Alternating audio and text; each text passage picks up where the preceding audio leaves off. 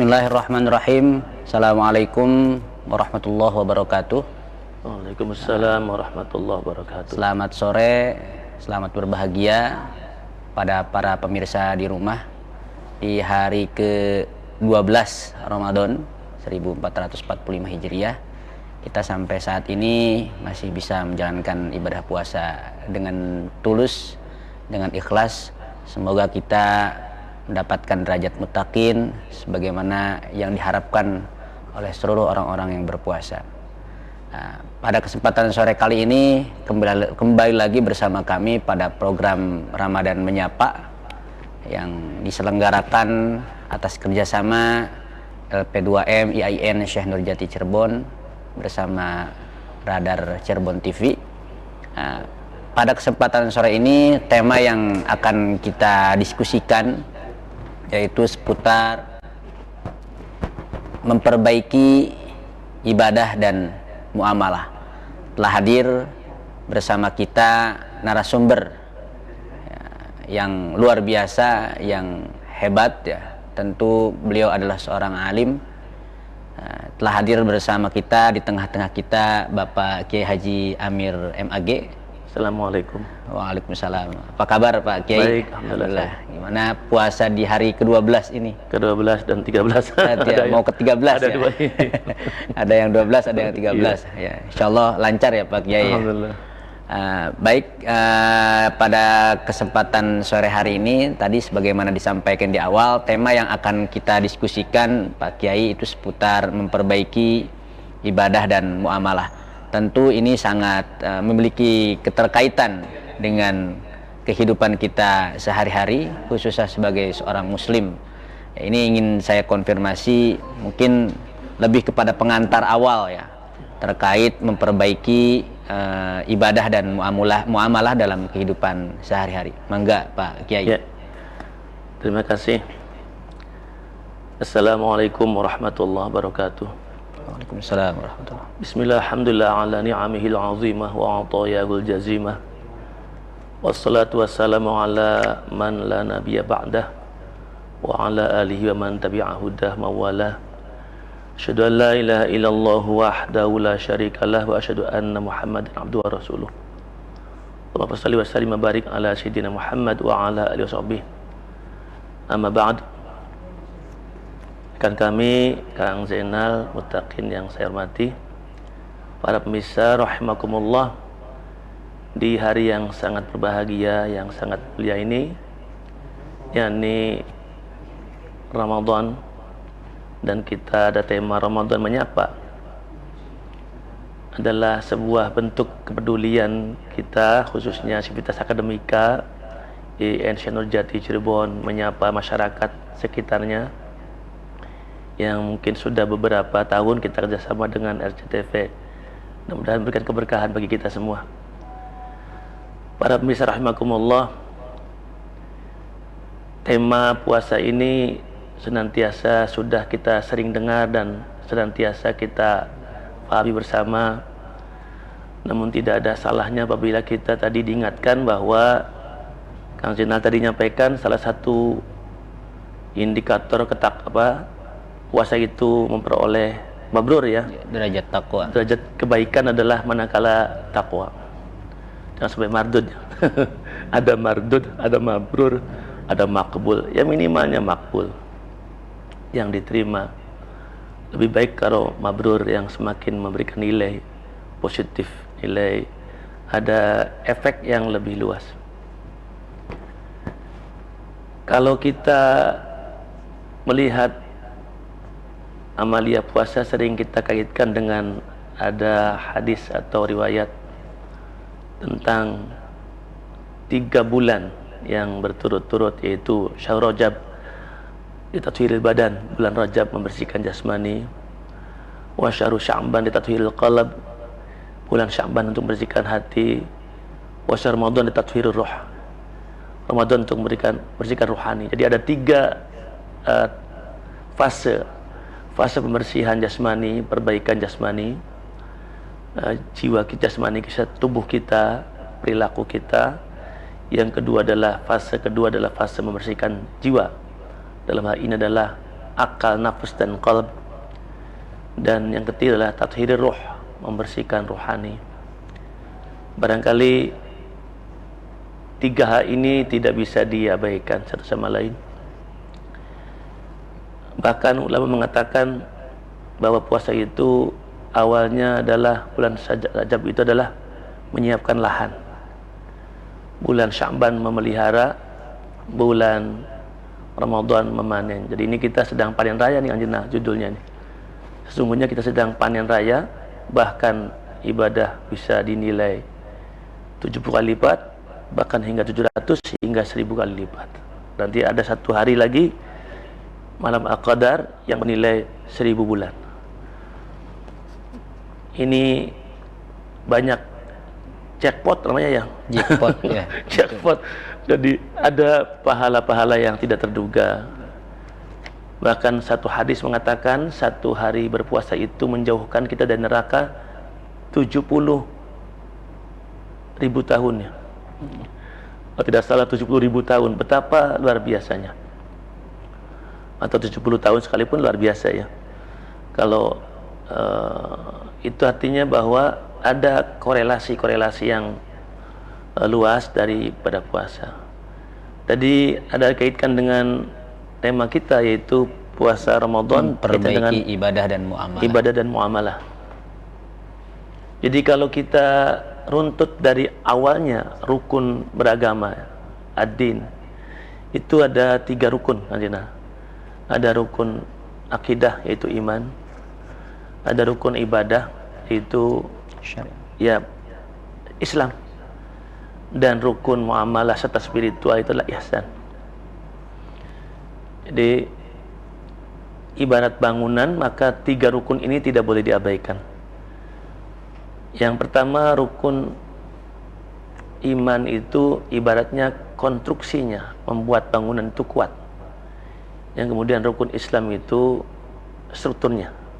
Nanti iman itu ada 3, ada akidah, ada ibadah, ada muamalah. Ada iman itulah at-tasdiq, al-iqrar dan al-amal. Nanti at-tasdiq itu membenarkan, meyakini. Al-iqrar menyatakan, berkomitmennya dikeluarkan, disampaikan. Al-amal diwujudkan, direalisasikan. Jadi ada 3 itu terkait dalam hal iman. Imanu uryan walibasu taqwa. Jadi takwa itu adalah perwujudannya. Kalau Islam itu berarti ibaratnya konstruksi, strukturnya. Struktur itu yang dipasang.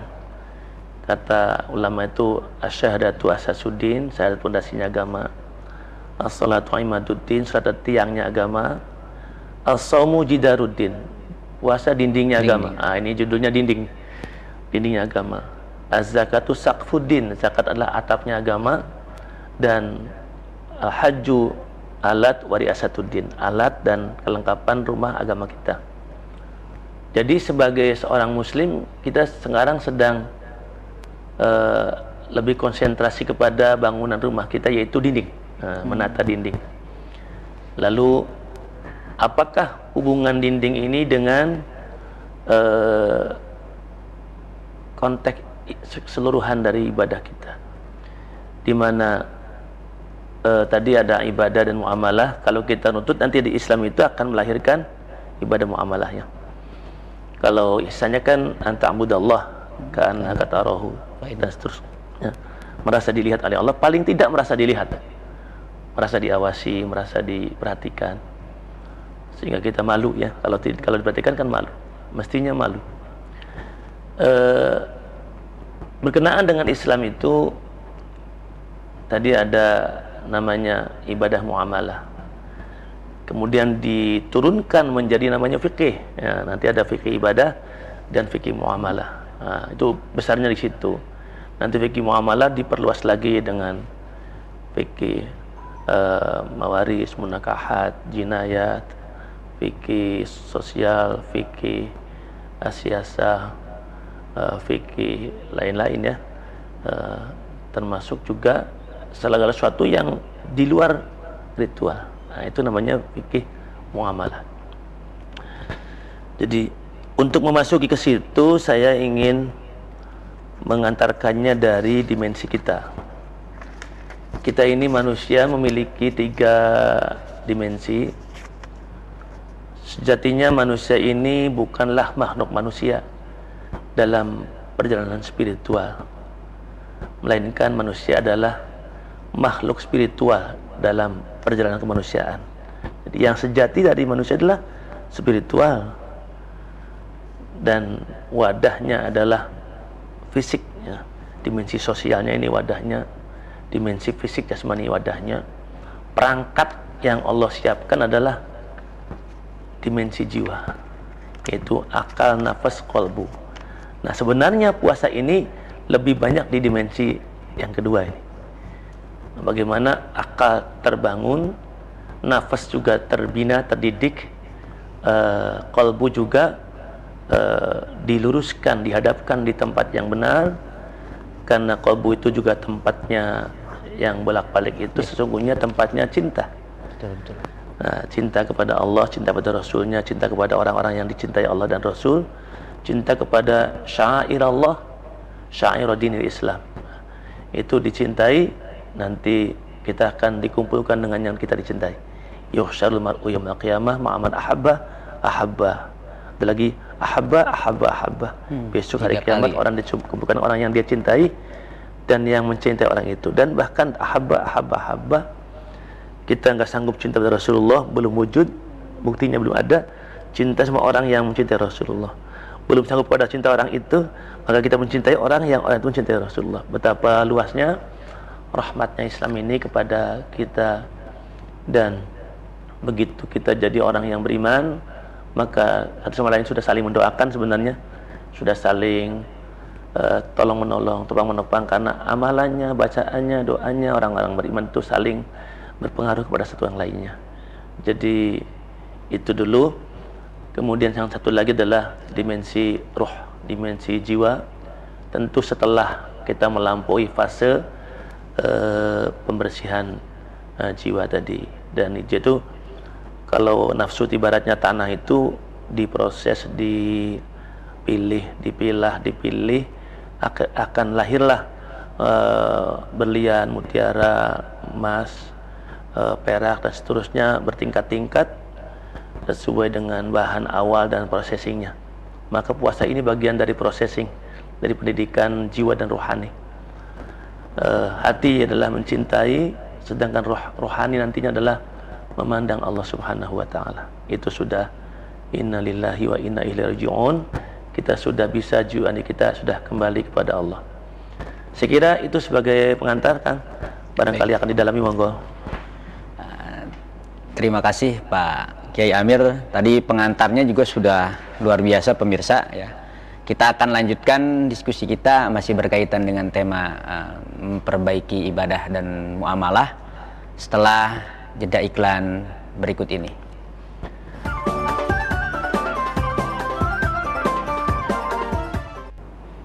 Pemirsa di rumah ya, Anda masih setia bersama kami dalam program Menyapa. Kita akan melanjutkan diskusi kita masih seputar memperbaiki ibadah dan muamalah. Pak Kiai, ibadah dan muamalah itu kan kalau dari segi bahasa itu kan jelas berbeda ya secara logoh gitu. Yang satu ibadah, yang satu muamalah. Lalu apa kemudian kaitannya antara ibadah dengan muamalah? Dan yang kita tahu bahwa ibadah itu ada ibadah mahdoh, ada ghairu mahdoh, terus juga ada yang sifatnya memang vertikal, horizontal. Lalu kemudian korelasinya dengan muamalah itu apa? Kalau tadi disebutkan secara detail memang sudah ada muamalah itu bisa juga dimaknai muamalah dalam bentuk pergaulan sehari-hari. Ada juga yang berpandangan muamalah itu konteksnya ada pada ranah ekonomi gitu. Iya, betul. Mungkin bisa dijelaskan juga Pak Kiai. Enggak. Baik, Kang Zainal, terima kasih. Jadi sebenarnya itu hanya istilah ya. Ibadah muamalah itu hanya istilah. Karena sesungguhnya kehidupan kita itu garis besarnya satu. Wa ma khalaqtul jinna wal insa illa liya'budun. Tidaklah aku menciptakan jin dan manusia kecuali agar mereka menyembahku, kata Allah. Jadi sudah itu. Jadi kehidupan kita itu hanya itu. Tapi kemudian fenomenanya, nyatanya di dalam kehidupan faktual kita itu dapat dipilah-pilah secara keilmuannya. Jadi kira-kira begini anunya, konstruksinya itu. Kalau ibadah itu menyangkut hubungan kita dengan Allah serta perintah-perintah Allah dan Rasulnya. Kalau muamalah itu yang menopang itu. Apakah kita berbuat baik kepada Allah dengan ibadah itu ibadah? Ya ibadah. Mentaati Rasul ibadah? Ya ibadah. Melaksanakan perintah Allah dan Rasul ibadah? Ya ibadah. Memberikan nafkah keluarga, amal soleh, sodako, infak, semua itu ibadah? Ya ibadah. Semua itu ibadah. Dan harusnya memang tidak ada yang keluar dari konteks ibadah. Tapi nanti ada yang inti, ada yang penunjang. Sebut aja yang intinya itu yang hubungannya dengan perintah-perintah pokok, yang hubungannya dengan kualitas orang, kesalehan pribadi dan spiritualnya. Artinya pelaksanaan ibadah itu harus ditegakkan sepanjang hayat, tetapi ada yang wasail, ada yang menunjang, yang menopang. Yang menopang agar kita bisa berhaji itu kita harus punya uang, kita harus itu muamalah nantinya. Yang menopang kita harus menafkahi keluarga, kita harus berusaha, itu muamalah. Yang menopang agar kita bisa baik orang lain, kita melakukan tetangga dengan baik, lingkungan dengan baik, itu muamalah. Jadi semua itu koridornya adalah ibadah, tetapi bensinnya, kendaraannya, apanya itu adalah sarananya, itulah kira-kira muamalah. Tapi semua itu ibadah. Hanya ada bagian dalam, tengah, ada luar lah ibaratnya. Ada bagian kulitnya, ada bungkusnya, ada tengahnya, ada dalamnya. Gitu. Kira-kira kalau mau bisa seperti itu. Agar kita jangan terlalu terobsesi pada pemilah-milahan gitu. Mana ibadah kayak bersatu yang pisah gitu. Jadi ada orang ditanya, Prof, Ustadz, mana yang lebih baik ini? Ada Pak Haji yang bolak-balik ke masjid setiap saat dan tidak pernah meninggalkan jamaah setiap waktu. Tapi dia nggak pernah tahu keadaan lingkungannya, nggak pernah ada bakti sosial, nggak pernah ada peduli sama yatim dan sebagainya. Bagaimana seperti itu? Tapi ada saudara kita dari Nasrani, dokter, yang dia itu nggak pernah ke musola. Memang dia Nasrani, tapi dia itu senantiasa kalau ada hitanan massal, dia dokternya dan digratiskan. Bakti sosial, dia senantiasa memberikan kebutuhan, bantuan-bantuannya pada masyarakatnya itu. Jadi kepedulian sosial seperti apa? Apa jawaban Pak Ustadz tadi? Kata beliau, mana yang lebih baik? ini dilema. Yeah. Mana yang lebih baik ini? Betul. Kata beliau, andai saja Pak Nasrani tadi sudah semakin baik sudah melakukan hal itu semua, kemudian ditambah dengan sholat, maka semakin sempurnalah kebaikannya. Tapi andai saja Pak Haji tadi yang sudah melakukan haji, sudah tidak melakukan ibadah sosial, sudah tidak melakukan ibadah sosial, tidak peduli sama lingkungannya, kalau tambah dengan tidak melakukan ibadah juga, tambah sempurnalah keburukannya. Jadi ini artinya kan dua hal itu tidak bisa dipisahkan. Jadi makanya ada yang saya istilahkan kalau perintah mah ada perintah, ada wasail. Nah, wasilah. Jadi ma la yatimul wajib illa bi wajib. Wasailnya kemudian bisa bawa wajib juga kalau dalam rangka memenuhi kewajiban yang wajib. Bukankah niatul mukmin khair min amalihi, niatnya orang beriman itu lebih baik daripada amalnya. Jadi pertama yang paling utama sekali memasang niat itu, niatul mukmin itu paling utama dulu. Bahkan dengan niat saja sudah dapat pahala 1. Kalau dilaksanakan jadi 10 minimal, bahkan 70 dan seterusnya. Jadi oleh karena itu mari kita jangan terlalu mendikotomikan antara dua term tadi, karena pada dasarnya semua itu koridornya adalah ibadah. Ibadah, bahkan menikah juga ibadah. Meskipun di dalam pembahasan ilmu fikih Itu bab nikah itu ada di bab buyu'. Bukan di bab sholat, bukan bagian bab saum, bukan, tapi babul buyu'. Bab jual beli, jadi seakan-akan dia adalah muamalah. Tapi kita tahu semua bahwa pernikahan itu adalah ibadah. Jadi seluruh konteks keluarga, apapun kesulitan kita, problem kita yang kelihatannya masalah-masalah sosial, ketika dibungkus dalam kerangka pernikahan dan itu masalah perintah Allah, jadinya kewajiban juga. Makanya atari minta mutazawwij khairum min sab'in raka'atan min azab. 2 rakaat dari orang yang sudah berkeluarga lebih baik daripada 70 rakaat dari orang yang tidak berkeluarga. Jadi artinya justru itu menilai tambahnya lebih gitu. Ini jadi pengingat buat yang jomblo. bagi yang berjomblo ya harus segera siapkan. Boleh dicemburui. Jadi beratnya keluarga itu juga tidak sekedar berat, tetapi ada sisi lain Allah berikan kelebihan, yaitu nilai ibadahnya ditingkatkan. Itu karena dia punya tanggung jawab sosial yang juga tidak ringan. Apalagi kalau memimpin kampus besar itu kan, wah, ibadah sosialnya semakin besar. Sehingga tanggung jawab sosial ini sebenarnya adalah wasail dari ibadah. Minimalnya ibadah kita bagi ada barangkali 3 ya. Ada saya istilahkan adalah kesolehan individual, diri kita soleh, siapa yang menghalangi? Nggak ada yang menghalangi. Orang soleh itu nggak ada penghambatnya. Yang banyak menghalangi itu orang mujahid, itu orang jihad. Kalau orang soleh mah nggak ada penghambatnya. Orang ngaji terus nggak ada yang melarang, orang sholat terus nggak ada yang melarang, orang sedekah terus nggak ada yang melarang.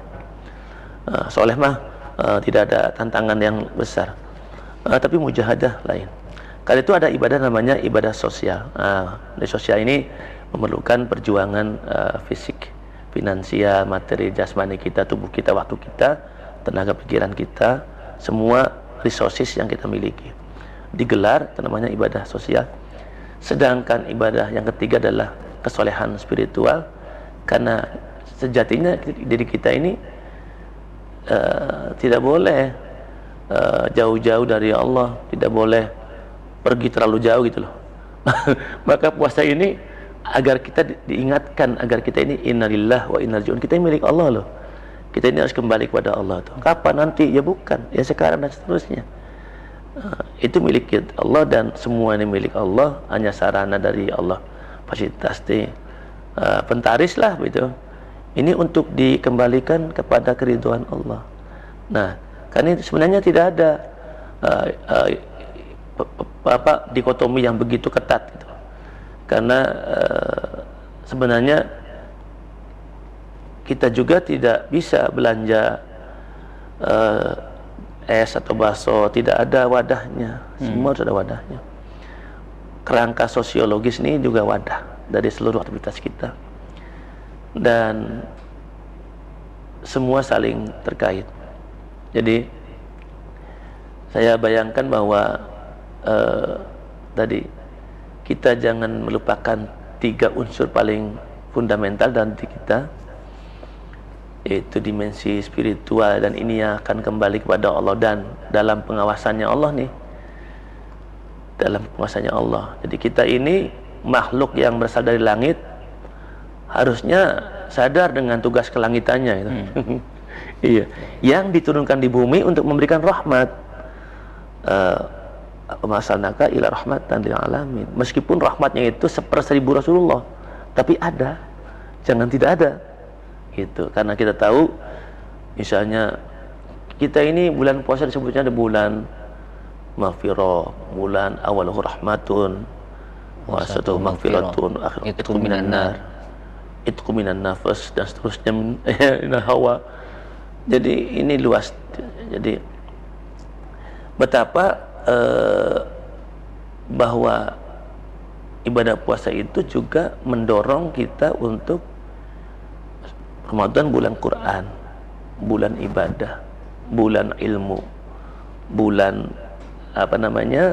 uzlah ya, bulan i'tikaf ya, dan seterusnya. Jadi itu semua adalah bagian dari merekatkan seluruh dimensi kita, sosial, ritual maupun spiritual. Baik, Pak Kiai, ini masih belum selesai sepertinya penjelasannya. Nanti kita akan lanjutkan setelah pariwara berikut ini.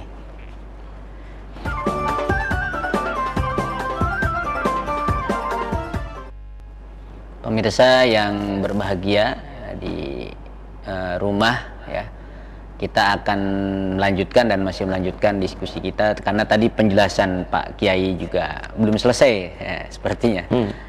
Sebelum itu bagi para pemirsa yang ingin bertanya ya kepada beliau atau ingin mengajukan pertanyaan bisa menghubungi nomor 0231 4821 38 ya.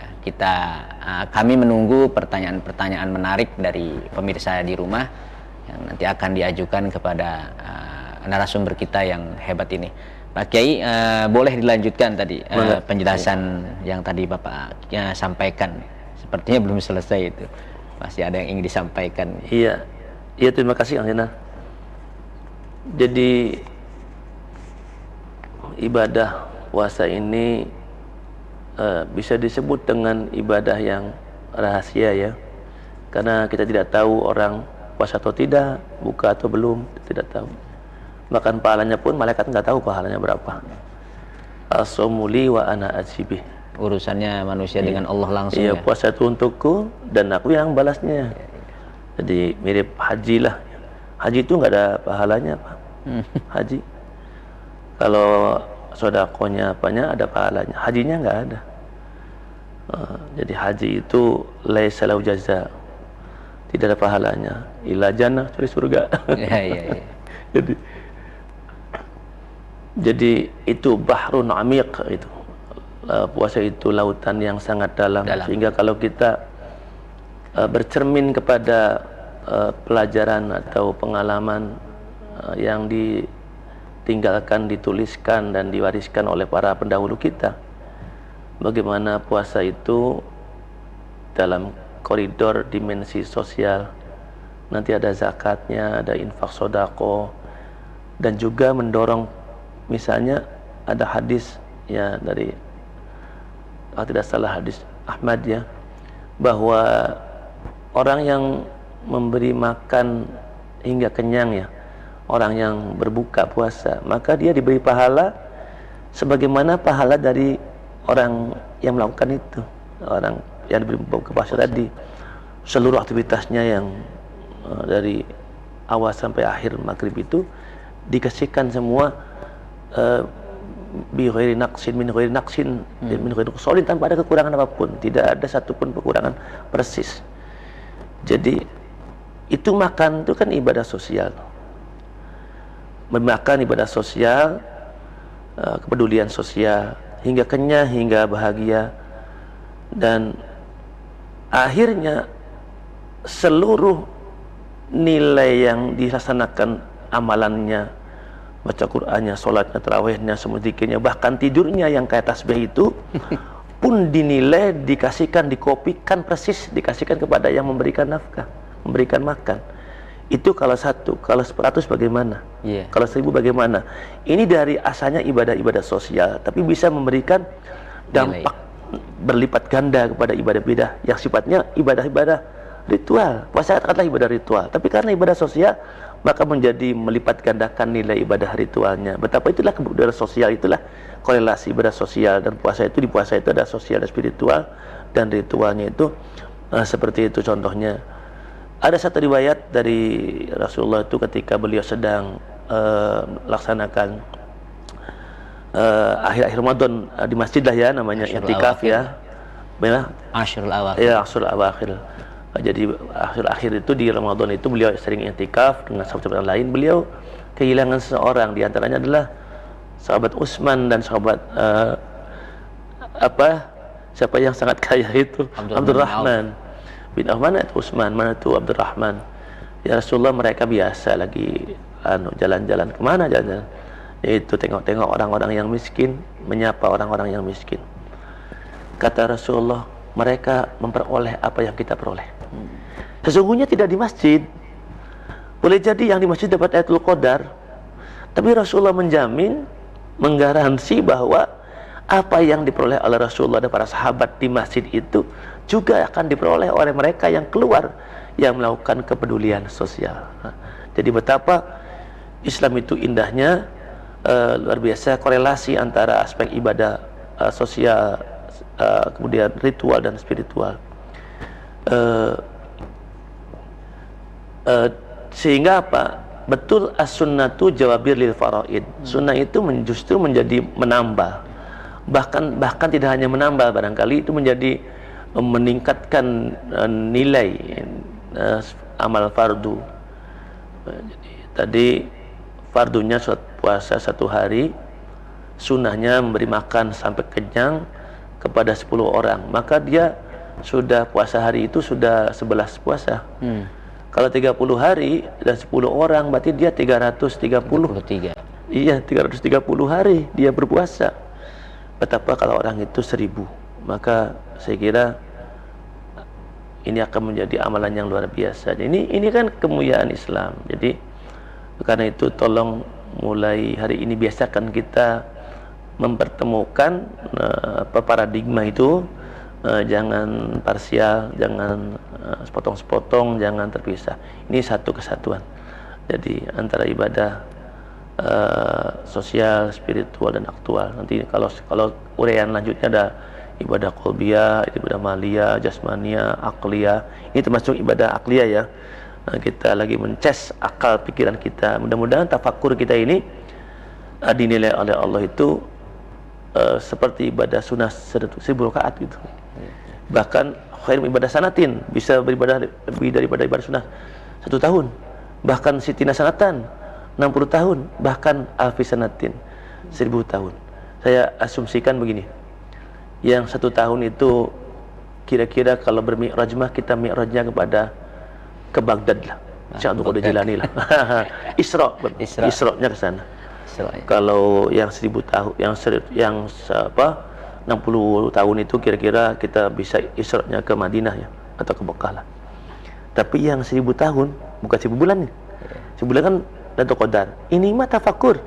1000 tahun itu mungkin kita mi'rajnya ke Baitul Ma'mur, dan kita sangat dinanti kehadirannya oleh Allah Subhanahu wa taala, dan kita senantiasa diminta agar terus mengetuk pintunya Allah Subhanahu wa taala. Ramadan yang dileburkan dosanya, dileburkan nafsu dan sebagainya, ini dalam rangka mengetuk pintunya Allah Subhanahu wa taala. Saya kira paradigma yang bisa kita contoh dari ulama itu ada namanya Shaumul Awam, Shaumul Khawas, Khawasul Khawas, Imam Ghazali ya di Ihya Ulumuddinnya. Puasa orang yang sekedar buka, ya normalnya orang puasa begitu. Kalau khawas itu kan sudah menghindari dari segala yang haramnya, bahkan yang makruh. Kalau semua khawas itu sudah berpaling hijrah kepada Allah Subhanahu wa taala. Jadi semua khawas. Jadi kita juga di puasa ini tidak hanya meningkatkan kesehatan sumu tasihu, dan itu kita tahu ada banyak sekali contohnya para ilmuwan, para agamawan, para tokoh, termasuk juga para filosof, termasuk juga Siddhartha Gautama itu memperoleh dan kemandemen itu lewat puasa, lewat uzlah, lewat riyadhah seperti itu. Dan itu banyak orang-orang tokoh-tokoh besar yang lahir berkahnya riyadhah puasa itu. Jadi dia bisa menjernihkan sensus eksteriornya untuk membangun sensus interior. Jadi badan spiritual kita itu dibangkitkan, disadarkan, dibangunkan. Jangan sampai stroke ya. Jangan sampai badan spiritual kita yang mengalami stroke gitu. Tapi kita dengan puasa ini melemahkan fisik, tapi juga menguatkan jiwa dan rohani. Wah, terima kasih. Oke. Luar biasa. Ini hampir semuanya dikupas tuntas. Nah, tapi satu hal memang tadi ibadah dan muamalah itu ya sama saja. Itu hanya sebatas istilah. Artinya perintahnya memang satu, wa ma khalaqtul jinna wal insa illa liya'budun tadi. Pak Kiai mengatakan ternyata turunannya banyak gitu ya. Baik, kita akan lanjut setelah iklan yang lewat ini. Tetap stay di Ramadan Menyapa.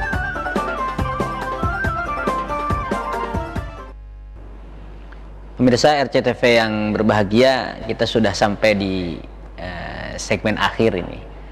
Beberapa ulasan seputar memperbaiki ibadah dan muamalah tadi sudah disampaikan secara jelas, secara detail oleh guru kita, ya Kiai kita Bapak Kiai Haji Amir, dan tentu banyak hal yang harus kita petik hikmah dari paparan-paparan beliau. Pak Kiai, ini mungkin segmen akhir gitu ya. Kira-kira apa yang harus dilakukan oleh setiap pribadi muslim, khususnya untuk saya pribadi, agar ibadah saya, terus muamalah saya itu bisa menjadi ibadah yang terbaik, muamalah yang terbaik. Kira-kira mungkin ada kiat-kiat sederhana ya yang bisa kita lakukan dalam tujuan memperbaiki ibadah dan muamalah kita, Pak Kiai. Gus, ini poin terakhir apa yang ingin disampaikan oleh Pak Kiai? Karena ini adalah segmen terakhir di pertemuan sore ini. Terima kasih, Kang. Ya, ini memang pertanyaan semua kita ya. Pertanyaan sederhana yang sangat mendasar, dan ini juga patut kita pertanyakan kepada diri kita setiap saatnya, setiap tahunnya, setiap periode puasa. Dan yang serupa saya kira. Jadi suasana Ramadan ini kan jawaban tuh selalu ada 3 ya, ada yang mudah, ada yang sedang, ada yang sulit ya. Pertanyaannya ini kan bisa 3 pertanyaan. Kalau yang mudah kan gampang jawabannya. Ya, berpuasa kayak Rasulullah. Ini yang paling mudah jawaban. Yang sedangnya ya panjang lebar. Kalau yang sulitnya saya nggak bisa jawab, ya sulit. Jadi yang sedang-sedang saja. Iya, sedang-sedang aja lah. Gitu. Jadi yang bisa dijawab secara beberapa menit ini, beberapa saat saja. Ya, jadi mungkin kita coba akan lihat diri kita sendiri ya. Kita akan kembali kepada diri kita sendiri. Allah menyebut kita dengan namanya Bani Adam, Ibnu Adam, An-Nas, Al-Bashar, Al-Insan, Al-Abad, dan seterusnya. Ini menunjukkan dimensi manusia yang sangat komprehensif peranannya dan kondisinya. Dan ibadah itu sendiri ismun jami'un lil aqwali wal af'ali wal ahwal al-zahira wal batinah allati yuhibbuha Allah wa yardaha. Itu Imam Al-Mawardi mengatakan seperti itu dalam tafsir Mustafa Al-Maraghi, beliau kutip dari Al-Mawardi. Ibadah itu suatu istilah yang meliputi kepada perkataan, perbuatan, dan keadaan zahir maupun batin yang Allah cintai dan Allah ridhoi. Maka kata-katanya, kalau cinta itu kan kita akan dibalas cinta oleh Allah, syaratnya kita mencintainya dan senang gitu. Makanya tadi waktu sabarnya dengan penuh keikhlasan, penuh ketulusan, mengharapkan tanpa perhitungan. Iya, meskipun nanti ada level-levelnya, karena ada puasa yang awam, ada khas, ada yang masih mengharapkan pahala, ada yang takut dosa, ada orang yang merdeka. Karena itu kita lihat, kita bagi 3 aja dulu diri kita ini. Kita ini sebenarnya Abdullah. Maka ketika Abdullah, tanggung jawab spiritual kita ada kepada Allah dengan segala konsekuensi ubudiyahnya. Di saat yang bersamaan, atau meskipun fenomenanya lebih terang yang Abdullah atau khalifahnya, kita adalah khalifah. Maka ketika kita khalifah, ini fungsi-fungsi sosial, fungsi-fungsi kehidupan kita sosial ini juga sekaligus ada di dalamnya. Jadi namanya ada ibadah yang sangat menyenangkan, pengantin baru itu. Ya kan? Pengantin baru malam Senin dapat pahala berapa, malam Kamis berapa, Jumat berapa. Itu sesuatu yang lahiriah menyimpan batin. Tapi ada yang batin menyimpan lahir. Batinnya tadi membahagiakan sodako, memberikan pada suaminya sampai senang, puas, itu adalah sodako. Suaminya kewajiban kepada istrinya, kewajiban. Istri memberikan nafkah, ini wajib taat, tapi juga sodako. Luar biasa. Jadi fungsi kekhilafahan yang dicontohkan Nabi Adam ini karakternya berbeda dengan fungsi kehambaan, berbeda. Tapi juga untuk kita punya nilai lebih, nilai tambah, ada namanya fungsi takmir. Jadi bagaimana memakmurkan Jadi man sanna sunatan hasanatan falahu ajruha wa ajru man amila ba'daha ila yaumil qiyamah. Itu ini fungsi takmir. Jadi di satu tempat belum ada, di sini nih belum ada, sekarang ada. Ini fungsi takmir. Maka ketika itu diikuti oleh orang-orang lain, maka fungsi takmir itulah yang akan memberikan nilai plusnya itu berlipat-lipat, karena ada orang lain yang menjadi kenal, menjadi tahu dengan apa yang disiarkan. Itu fungsi takmir namanya. Jadi innama ya'muru masjidillah man amana billah. Bahkan nanti nilai plusnya dilipat gandakan, karena orang akan menjadi dapat pahala, memperoleh pahala karena amaliyah orang lain yang mana orang tersebut melakukannya karena mendengar kita, karena melihat kita, atau memperoleh dari kita. Itu jadi kita jadi wasilah saja pun sudah dapat pahala. Kata Imam Ghazali, itu bagian dari amal juga. Jadi itu secara lahir ya. Jadi kita merasakan susu, telur, madu, jahe. Itu kadang kita bisa merasakan susunya ini nih. Ini telurnya yang ini nih, jahenya ini nih, madunya ini. Ini bisa dirasakan meskipun tidak bisa dibedakan secara persis, tapi rasanya itu ada beda. Ini saya kira ini masalah pendidikan tarbiyah ruhiyah dan tarbiyah akliyah, sekaligus tarbiyah jasmaniyah, juga tasbiyah ijtimaiyah ya. Secara spiritual kita juga harus evaluasi diri. Sudah seusia ini ibadah puasa kita ini sudah seperti siapa, dengan indikator apa. Para ulama memberikan satu koridor indikator puasa itu, misalnya dengan pendekatan ilmu tarekat dan tasawuf. Puasanya dimensi tarekat, puasa tarekah, puasa syariat dulu, puasa syariat, kemudian puasa tarekat, kemudian puasa hakikat, dan puasa ma'rifat. Ini mungkin tidak sekarang karena ini temanya juga besar sekali, menjadi tema baru. Tapi kalau kita melihat apa yang sudah diceritakan ulama dengan 4 paradigma tadi, puasa syariat, tarekat, hakikat, ma'rifat itu, maka saat yang sama kita semakin merasakan betapa kecilnya kita, berapa awamnya kita. Dan dengan seperti itu tuh kita menjadi tidak kegeeran, tidak kepedean, dan justru barangkali ketidakpedean ini justru menjadi nilai kebaikan bagi kita. Tapi kalau nilai kepedean, rasa sudah baik, sudah cukup, sudah hebat, mumpuni, wah ini malah justru jadi bumerang, jangan-jangan jadi justru ditutup nanti pintu langit.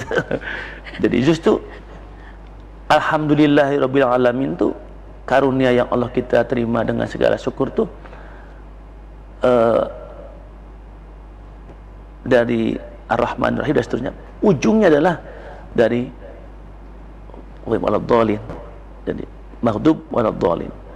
Maka paradigmanya kita balik, kita evaluasi diri, cermati diri kita, jangan dari yang positif terus ya, tapi dari jangan-jangan kita ini jangan sampai maghdub, jangan sampai dhalin.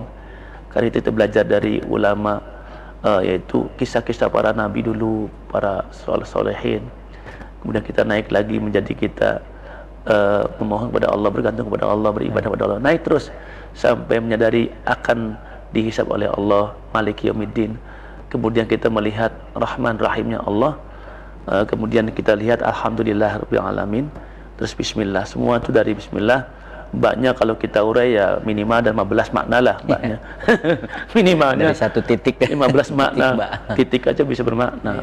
Bali salih Musa, bali ma'iyah, listi'ana, dan seterusnya. Itu ini akan menjadi semakin adem ke dalam, dan kita semakin merasa kita ini bukan siapa-siapa jika kita bercermin kepada orang-orang yang cakep-cakep yang dahulu ya, ibadahnya cakep-cakep, itu luar biasa. Jadi saya kira di akhir sesi ini marilah kita dalam sesi apapun ada namanya muhasabah, ada evaluasi diri, ada namanya tegur sapa dengan teman, diskusi, apalagi mengkaji Al-Quran, dan kajian-kajian seperti itu, ajar Ramadan dan sebagainya, yang insya Allah akan memberikan kualitas lebih kepada nilai ibadah puasa.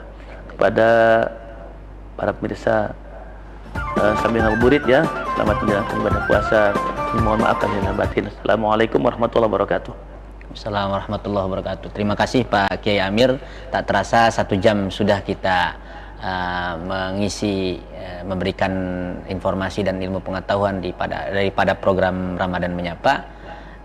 Saya sebagai host pada kegiatan ini, mohon maaf apabila ada kata-kata yang tidak berkenan dan kurang. Jangan lupa pemirsa, saksikan terus program Ramadan Menyapa setiap hari pukul 16 sampai 17 sore di Radar Cirebon TV. Sekali lagi terima kasih Pak Kiai. Semoga puasa kita diterima oleh Allah Subhanahu wa taala.